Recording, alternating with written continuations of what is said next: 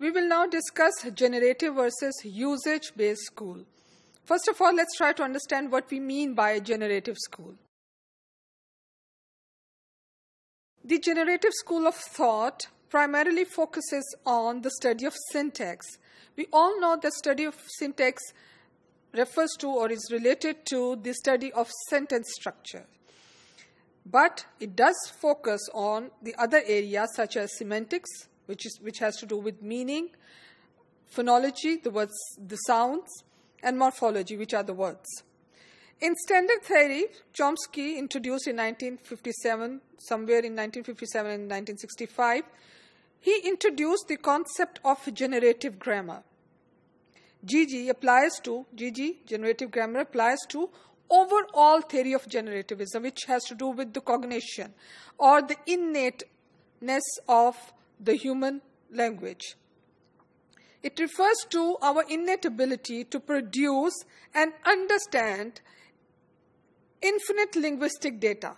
So, the generativism deals with the understanding of the infinite innate data which is there.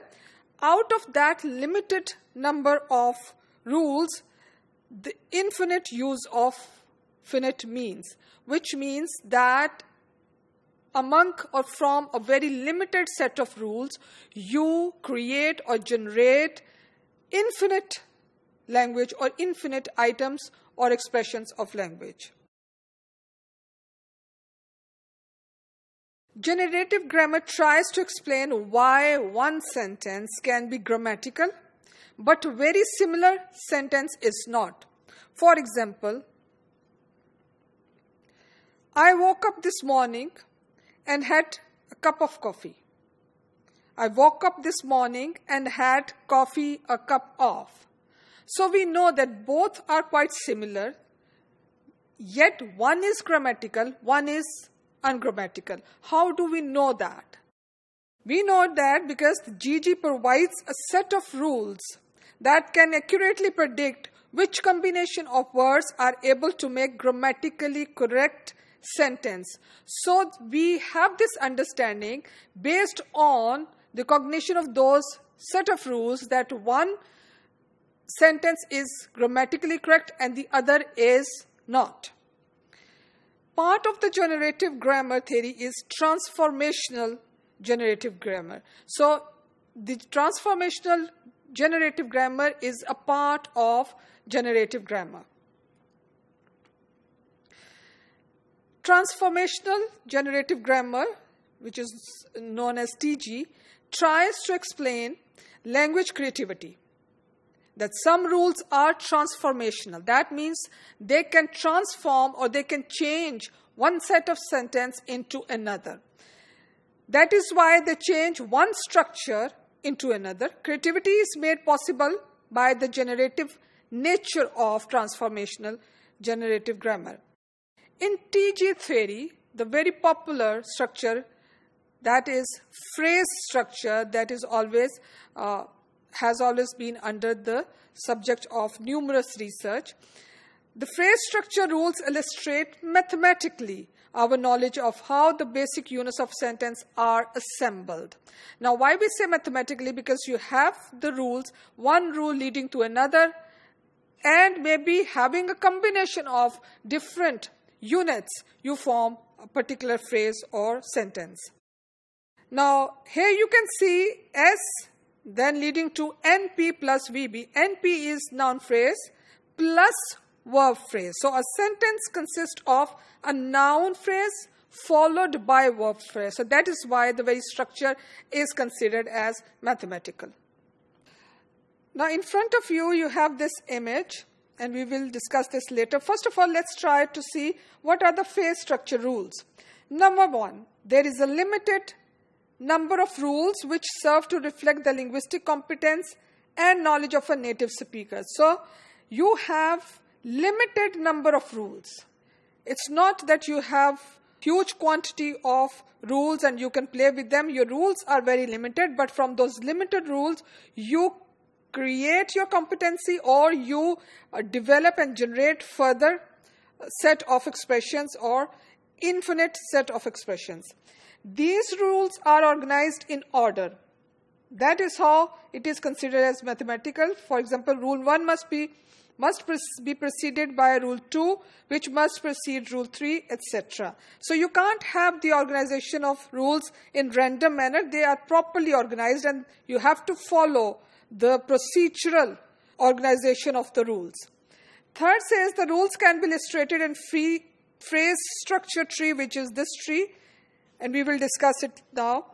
These rules can be equated mathematically in phrase structure rules. According to this theory, you can take a sentence and mathematically divide it into parts. For example, this is the sentence. The quiet boy ate the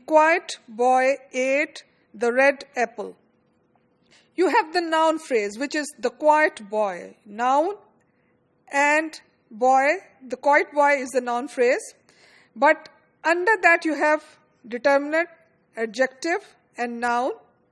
Then you have a verb phrase, which is ate the red apple.